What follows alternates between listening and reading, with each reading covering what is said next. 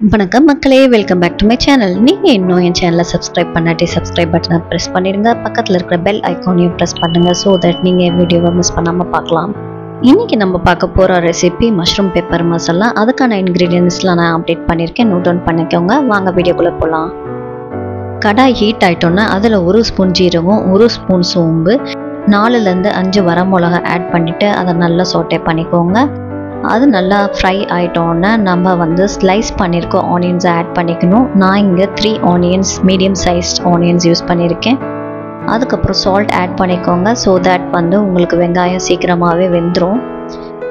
அதை ஆட் பண்ணி முடிச்சிட்டோன்னே நம்ம 1 spoon ginger garlic paste add பண்ணிக்கணும். அதையும் ஆட் பண்ணிவிட்டு நல்லா மிக்ஸ் பண்ணிவிடுங்க, பச்சை வாசனை போகிற வரைக்கும். இப்போ நான் க்ளீன் பண்ணிவிட்டு கட் பண்ண மஷ்ரூம்ஸ் ஆட் பண்ணியிருக்கேன். நான் 2 பேக்ஸ் ஆஃப் மஷ்ரூம்ஸ் வாங்கியிருந்தேன். ஸோ அதை ஃபைனலாக சாப் பண்ணிவிட்டு அதை ஆட் பண்ணிக்கலாம்.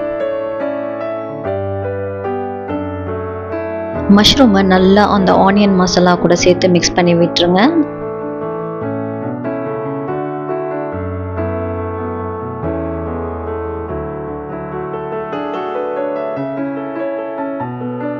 மஷ்ரூம்லேருந்தே தண்ணி நிறைய ரிலீஸ் ஆகும். அதனால் நீங்கள் எக்ஸ்ட்ரா வாட்டர் யூஸ் பண்ண வேணாம். ஸோ அதுலேயே அது குக் ஆகிடும்.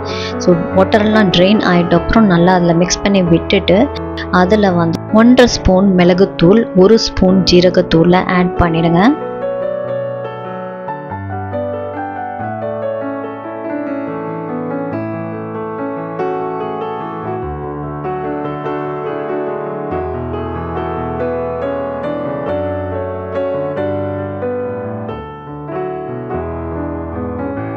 இதை 2 to 3 மினிட்ஸ் நல்லா மிக்ஸ் பண்ணி விட்டுருங்க. இப்போ நமக்கு சுவையான மஷ்ரூம் பெப்பர் மசாலா தயார்.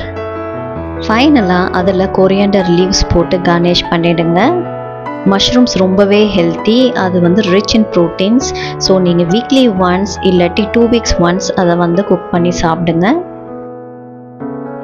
பாருங்கள், பார்க்கவே எவ்வளோ டெம்டிங்காக இருக்குன்னு. நீங்களும் இதை ட்ரை பண்ணி பார்த்துட்டு எப்படி இருந்துச்சுன்னு கமெண்ட்டில் சொல்லுங்கள். தேங்க்யூ ஸோ மச் ஃபார் வாட்சிங்.